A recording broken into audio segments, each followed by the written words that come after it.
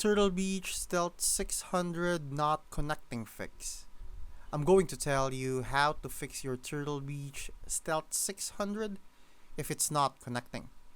First, power cycle both your headset and console. Turn them off completely. Unplug them for about 10 to 15 minutes. Then power them back on.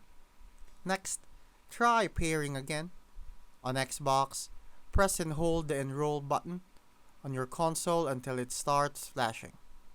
Then press and hold the connect button on your headset until its LED flashes rapidly.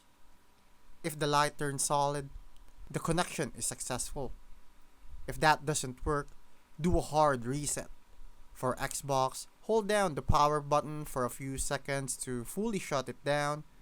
For the headset, hold the connect and mode buttons for about 20 seconds to reset it.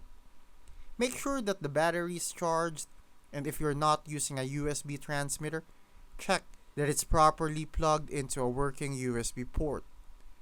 If you're still having trouble, update the firmware using the Turtle Beach audio hub on your PC. And finally, if none of these steps works, reach out to Turtle Beach support for further help.